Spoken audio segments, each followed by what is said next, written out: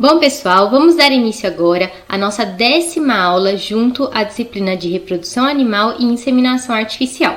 Nesta aula, nós conversaremos a respeito das técnicas de manipulação do ciclo estral nas principais espécies de mamíferos domésticos destinados à produção.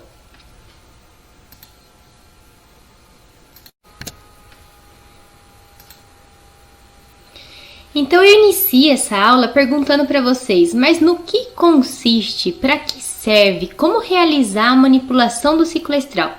Bom, ao longo da aula eu vou discutir todos esses pontos com vocês.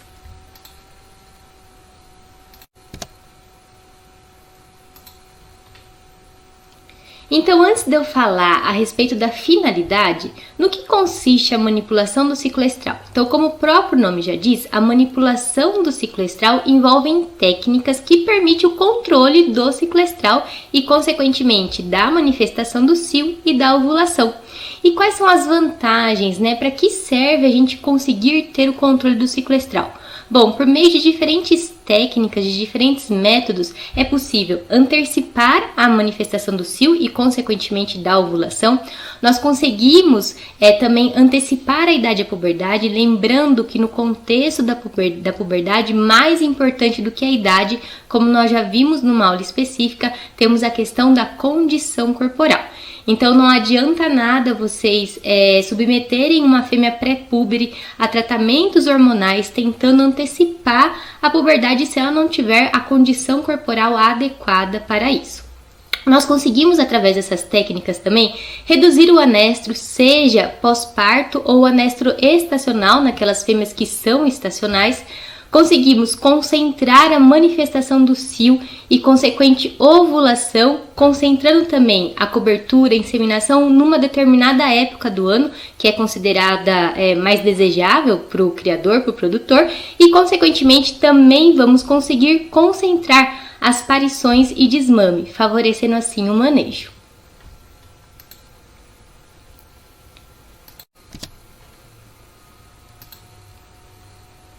E em decorrência dessas possibilidades, nós conseguimos, através da manipulação do ciclo estral, maximizar a eficiência reprodutiva e produtiva do rebanho, uma vez que antecipando a idade à puberdade, nós também conseguimos antecipar a idade ao primeiro parto, reduzindo o anestro pós-parto, nós conseguimos também reduzir o intervalo entre gerações, otimizando assim a produção, a obtenção de descendentes e garantindo um melhoramento genético mais acelerado.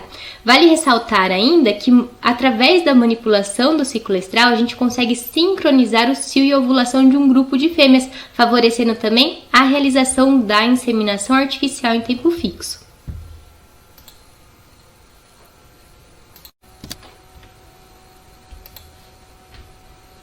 Tá ok, mas como que eu faço então para conseguir manipular o ciclo estral? Bom, é possível induzir e sincronizar o cio e também induzir a ovulação através de métodos naturais ou de métodos farmacológicos.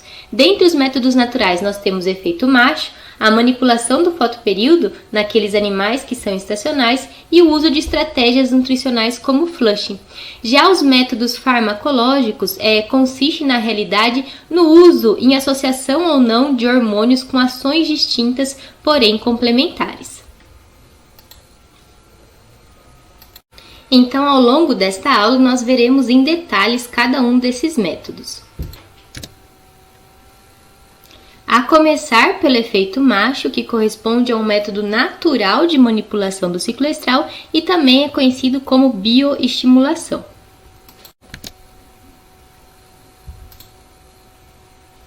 E como o próprio nome já diz, o efeito macho consiste em utilizar o macho para estimular a manifestação do cio e consequente ovulação num grupo de fêmeas.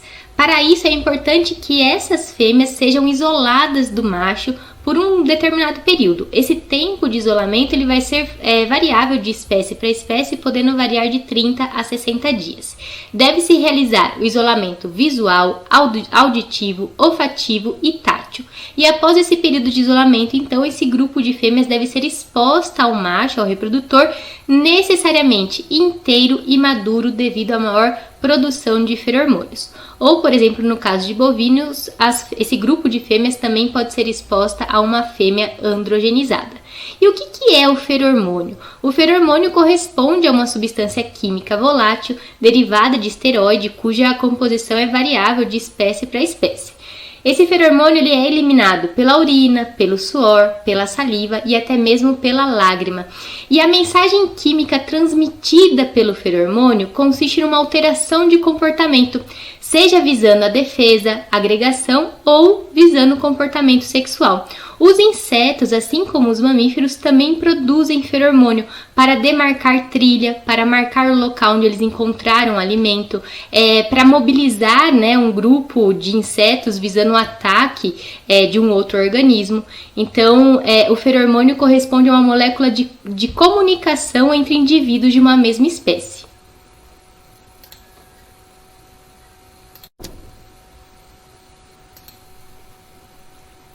E os feromônios sexuais, então, produzidos, secretados pelo macho inteiro e maduro, serão captados pelo epitélio olfativo das fêmeas. Nós sabemos que o tecido olfativo ele é composto por células especializadas implicadas na captação de odor, e também esse feromônio ele será captado pelo órgão vômero-nasal, que é um órgão que ocorre ventralmente à fossa nasal, estando implicado em especial a captação dos feromônios sexuais. E daí a mensagem química transmitida por esses feromônios será conduzida até uma região específica do cérebro que corresponde ao sistema límbico, no qual ocorre o hipotálamo. Então, a nível hipotalâmico na fêmea, essas mensagens químicas vão causar alteração no padrão de secreção dos hormônios reprodutivos e também vai promover alterações comportamentais.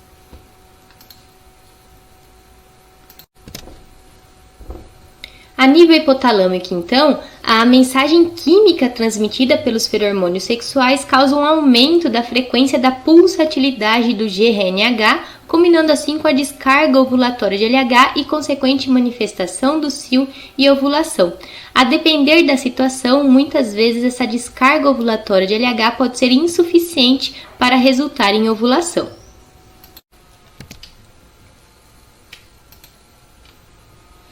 Agora, o tempo mínimo de isolamento desse grupo de fêmeas com relação ao macho, assim como o tempo de exposição destas fêmeas ao macho posteriormente, e da mesma forma a proporção macho-fêmea e o intervalo de tempo entre a exposição das fêmeas ao macho até a ocorrência do pico de LH com consequente manifestação do cio e ovulação vai ser variável de espécie para espécie. E da mesma forma, a resposta ao efeito macho vai depender de inúmeros fatores.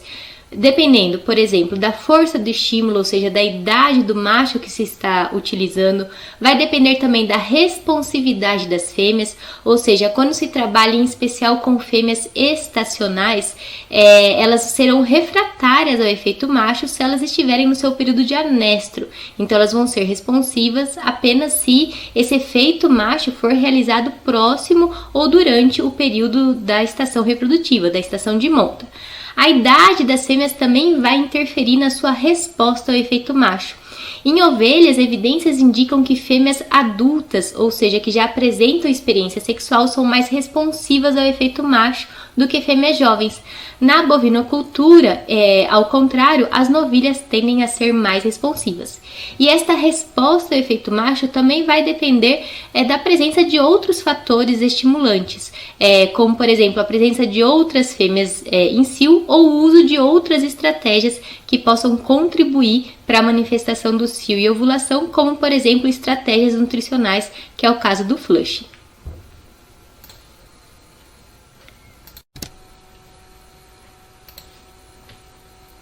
Então, nos pequenos ruminantes, o efeito macho ele pode ser utilizado para antecipar a idade da puberdade, desde que a fêmea já tenha alcançado a condição corporal adequada, ou também ele pode ser realizado próximo à estação de monta, ou para antecipar a estação de monta, ou para induzir a manifestação do cio de maneira sincronizada num grupo de fêmeas logo no início da estação de monta.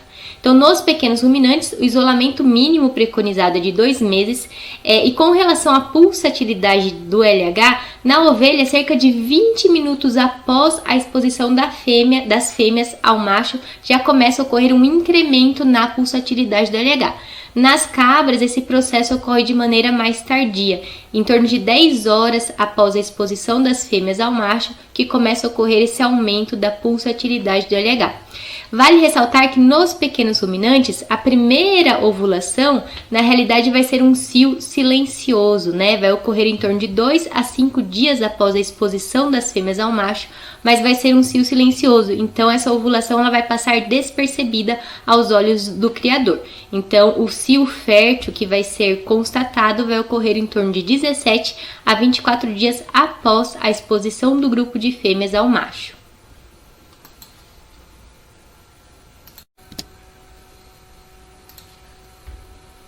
Agora, na suinocultura, o efeito macho ele é muito utilizado, em especial para antecipar a puberdade nas marrãs e também para estimular a manifestação do cio nas fêmeas após o desmame. O que acontece é que após o parto, as fêmeas entram em anestro lactacional e com o desmame ocorre um crescimento folicular acelerado, sendo que em torno de 4 a 7 dias após o desmame, essa fêmea já entra em cio. Então, nesse período, logo após o desmame, usualmente na suinocultura é realizada a rufiação. Então, as fêmeas são expostas a um macho com o intuito de detectar o cio. E esse manejo por si só corresponde ao efeito macho, porque a exposição dessas fêmeas ao macho também acaba estimulando, induzindo a manifestação do cio dessas fêmeas. Evidências indicam que a principal substância que se encontra concentrada, em especial na saliva do cachaço, é a androstenediona. E o que acontece? A partir de qual idade nós podemos utilizar o cachaço para o efeito macho? Não é recomendável utilizar um animal muito jovem, em torno de 6, 7 meses, porque ele ainda não apresenta uma experiência sexual adequada e o nível de feromônio que se encontra na sua saliva, que é a principal fonte de feromônio no cachaço, ainda é baixa. Então, para a suinocultura, para realizar o efeito macho, recomenda-se a utilização de um macho com idade entre 10 e 11 meses, que já apresenta maior libido e uma maior secreção de feromônios na saliva. Agora, machos mais velhos, embora eles sejam eficientes, eles são mais difíceis de manusear devido ao seu tamanho. Também recomenda-se realizar a rotação de machos, justamente para diversificar o estímulo e às vezes evitar o uso contínuo de um macho que não tem muita habilidade sexual.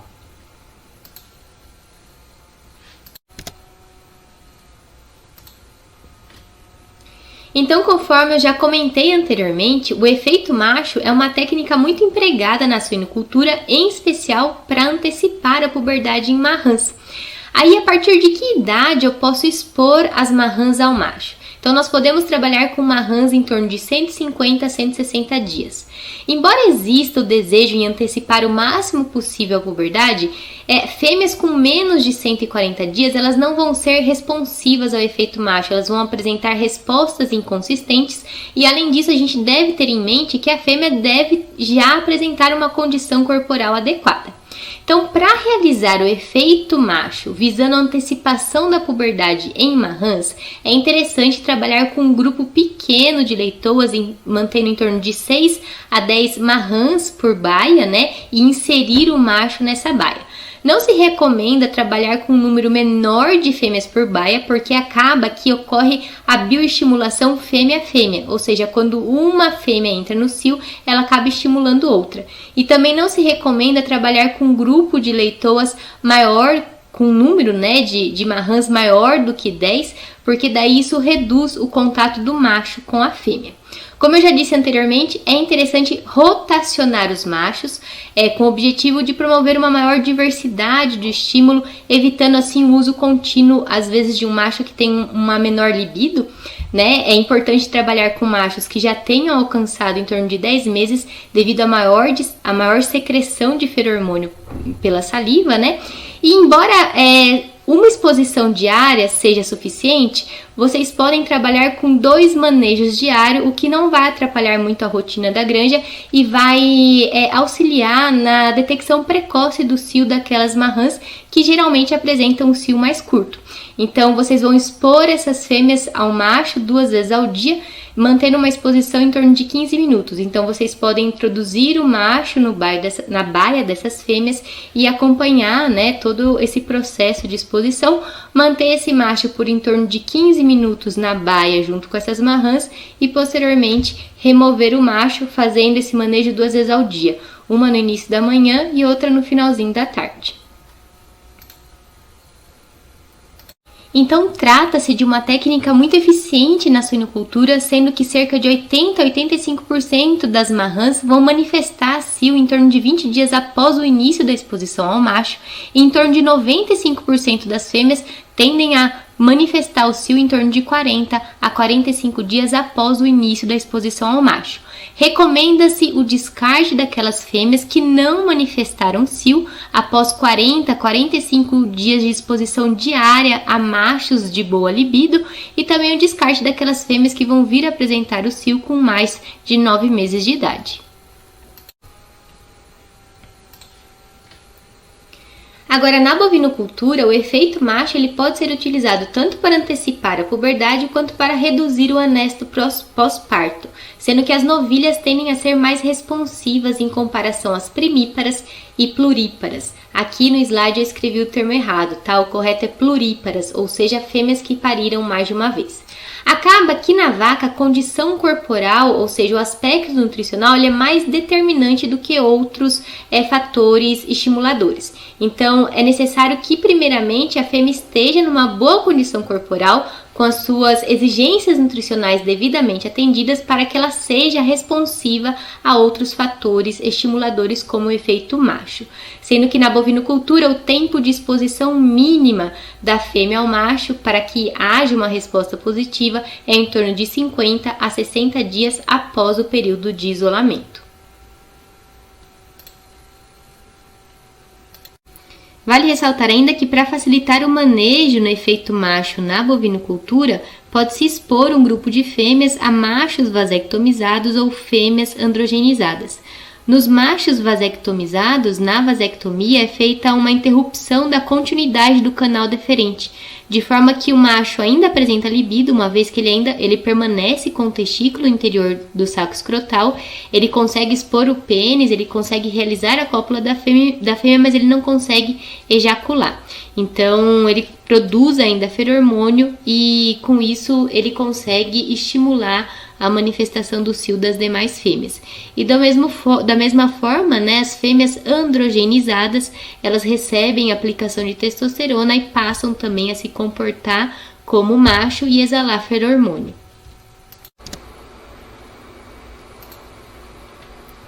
Já na equidicultura, nos sistemas de monta natural em piquete, monta dirigida e inseminação artificial, a partir da estação de transição de primavera, ou seja, a partir de agosto, já se inicia o processo da rufiação, que pode ser diária ou realizada a cada 48 horas, com o intuito de detectar o cio nas fêmeas. Mas essa exposição das fêmeas ao macho acaba que também resulta no efeito macho, ou seja, acaba por estimular a manifestação do cio nas fêmeas.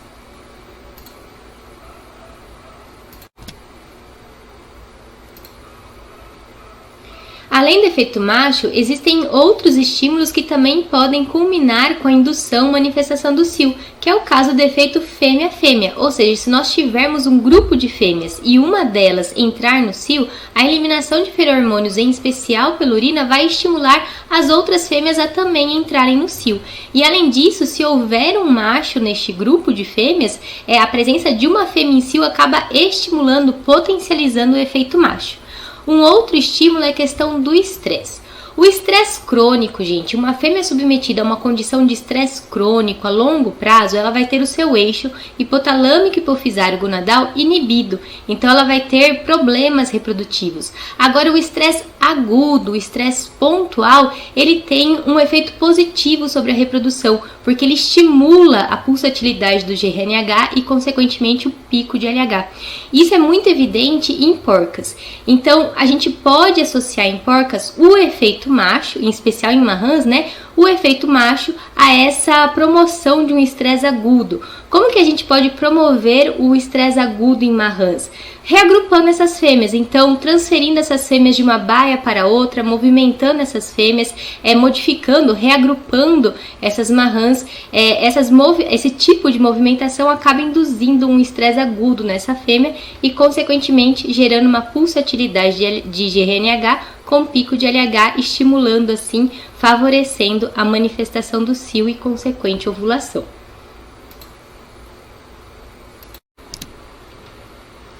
Vamos conversar a partir de agora a respeito das estratégias nutricionais, ou seja, o conhecido flushing, visando o aumento da taxa de ovulação naquelas fêmeas hiperprolíferas, assim como a indução da manifestação do cio em associação a outros métodos naturais de manipulação do ciclo estral e, consequentemente, aumento da taxa de prenhez.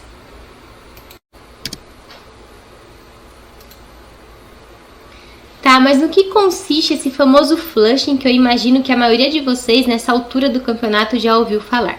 Bom, o flushing consiste em aumentar o aporte energético da dieta da fêmea, em especial antes do momento da cobertura. Então, como exemplo, nas fêmeas suínas, preconiza-se iniciar o flushing em torno de 2 semanas antes da cobrição ou até mesmo antes do desmame.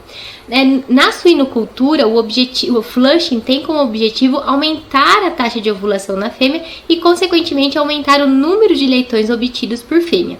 Nos ruminantes, preconiza-se iniciar o flushing em torno de 2 a 4 semanas antes da estação de monta. Em ovelhas, evidências demonstram que manter esse aporte energético após a cobertura, em torno de 30 dias após a cobertura, também é interessante para garantir uma maior viabilidade embrionária, justamente porque essa fase de desenvolvimento embrionário inicial é uma fase mais crítica.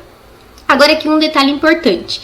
Então, o flushing ele pode ser realizado no período pós-parto, no período da pré-puberdade ou pré-estação de monta. Porém, ele só vai apresentar efeitos positivos se as fêmeas estiverem em condições de restrição alimentar ou com baixo peso, baixo score corporal ou até mesmo numa situação de balanço energético negativo.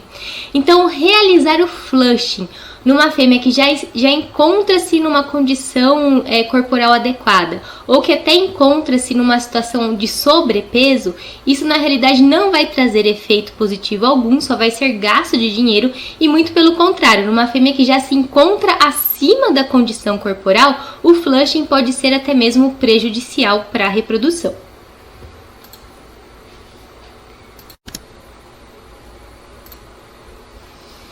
E fisiologicamente, como que isso acontece, né? Então, se nós considerarmos uma fêmea que se encontra em restrição alimentar ou com uma baixa condição corporal, a oferta de uma dieta rica em energia vai aumentar os níveis de glicose circulante nessa fêmea e, em decorrência disso, nós teremos uma maior secreção de insulina. Vocês bem sabem que a insulina atua nas células, possibilitando a captação de glicose por essas células. Além disso, a insulina age também por meio de receptores específicos no fígado, estimulando a produção de fatores de crescimento semelhante à insulina, que é, como exemplo, né, o IGF-1. O IGF-1 ele é um fator de crescimento muito importante porque ele atua a nível ovariano, estimulando o crescimento folicular e protegendo, né, os folículos da atresia. Além disso, conforme as células conseguem captar glicose, conforme vai sobrando energia para o organismo da fêmea, nós vamos tendo um acúmulo de gordura. Com o acúmulo de gordura, vocês sabem que os adipócitos produzem a leptina. A leptina, ela estimula a secreção do hormônio de crescimento e, consequentemente, o hormônio de crescimento também atua no fígado, estimulando a produção de IGF-1. E, como eu já disse anteriormente, o IGF-1 vai estimular o crescimento folicular. Além disso, gente, a leptina atua no sistema nervoso central, mais especificamente no hipotálamo. Altos níveis de leptina vão inibir um neuropeptídeo conhecido como neuropeptídeo Y. Esse neuropeptídeo é um neuropeptídeo do mal, digamos assim, em termos reprodutivos, porque ele inibe o eixo hipotalâmico e hipofisário gonadal. Então, ele bloqueia, né, a secreção de GRNH pelo hipotálamo. Então, o aumento dos níveis de leptina suprime esse neuropeptídeo, ou seja, deixa esse neuropeptídeo sem ação e, consequentemente, o hipotálamo consegue aumentar a frequência, a pulsatilidade de secreção do GRNH. combinando assim com uma maior pulsatilidade de secreção de FSH e, consequentemente, também de LH pela hipófise, resultando então num maior desenvolvimento folicular e, consequentemente, numa maior taxa de ovulação.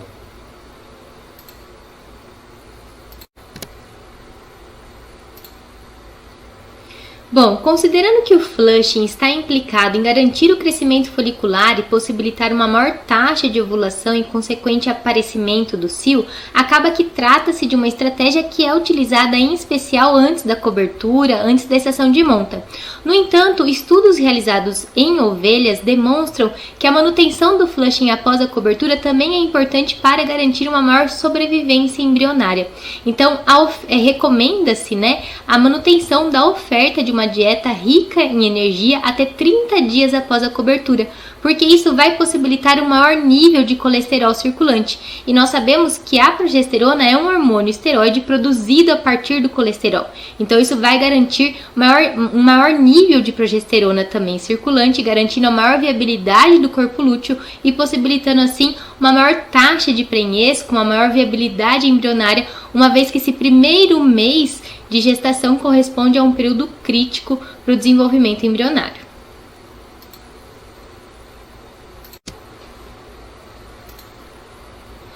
Ressaltando aqui, mais uma vez, que o efeito positivo do flushing vai depender muito do estado nutricional e da condição de score corporal no qual a fêmea se encontra.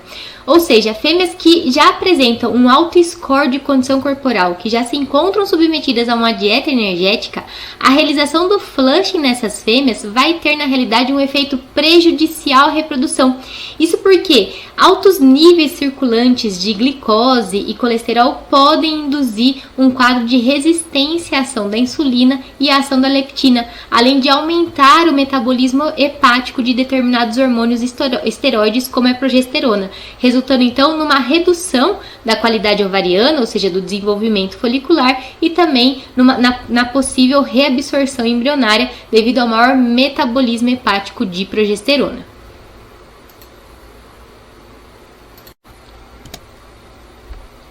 Agora, nos animais estacionais, como método natural de manipulação do ciclo estral, nós temos o tratamento luminoso, ou seja, a manipulação do fotoperíodo.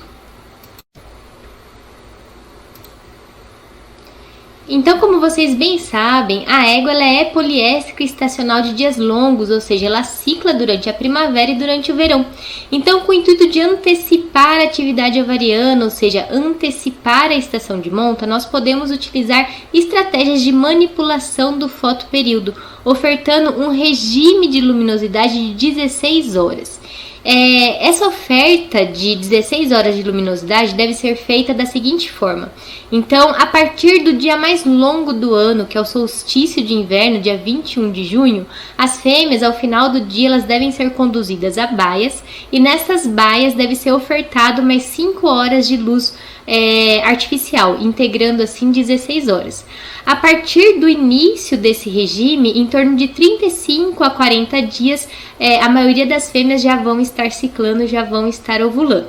Então, esse regime deve ser mantido até a maioria das fêmeas apresentar a primeira ovulação. Então, trata-se de uma estratégia funcional que, obviamente, vai exigir uma certa infraestrutura, ou seja, vai exigir um certo investimento, e o seu resultado, positivo ou não, vai depender muito da condição na qual a fêmea se encontra, vai depender do seu estado sanitário e do seu estado nutricional. Agora, os pequenos ruminantes, mais em especial as ovelhas, elas são poliéstricas estacionais de dias curtos, ou seja, elas vão ciclar durante o outono e inverno, sendo que essa sua estacionalidade está na dependência da raça, uma vez que nós temos inúmeras raças de ovinos, sendo que algumas são mais estacionais que outras, e também estará na dependência da latitude na qual essas fêmeas se localizam. Então, por elas serem estacionais, através da manipulação do fotoperíodo, nós conseguimos manipular o ciclo estral. E daí nós dispomos de duas estratégias. Nós conseguimos, através da manipulação do fotoperíodo, instituir 2 estações de monta ao ano ou ampliar a estação de monta que ocorre no outono e inverno. Se o objetivo é instituir 2 estações de monta ao ano, nós devemos submeter e expor essas ovelhas ao mesmo regime de luminosidade descrito anteriormente para as éguas. Então, a partir do dia mais curto do ano, ou seja, do solstício de inverno, do dia 21 de junho, essas fêmeas devem ser expostas a um regime de 16 horas de luz versus 8 horas de escuridão. Então, para isso, vai haver necessidade de investimento em infraestrutura, porque o criador vai precisar dispor de um galpão para, ao final do dia, conduzir essas fêmeas e expor essas fêmeas à luz artificial para completar as 16 horas de luz ao dia. E daí, esse tratamento ele deve durar na ovelha em torno de 60 dias. Então, pensem só, ao final dos 60 dias, nós estaremos na primavera, que não corresponde ao período de ciclicidade dessa espécie, certo? Em especial nas raças que são estacionais. Então, mas o que determina a ciclicidade nessas fêmeas é justamente a variação da duração do dia. Como elas estavam sendo expostas anteriormente a 16 horas de luz, quando se remove esse tratamento, embora elas estejam na primavera, a duração do dia vai ser em torno de 12 horas. Então, essa variação na duração do dia vai fazer com que elas ciclem durante a primavera e o verão. Então, dessa forma, acaba que nós conseguimos ter 2 estações de monta, uma no outono e inverno e uma na primavera e verão. Ou seja, a gente engana, né, o eixo hipotalâmico hipofisário do gonadal dessa fêmea. E evidências sugerem ainda que é uma taxa de fertilidade em torno de 70% a 80% nessa estação de monta induzida na primavera e verão. Um grande problema é que as altas temperaturas que ocorrem nessa época do ano podem acabar interferindo na eficiência reprodutiva.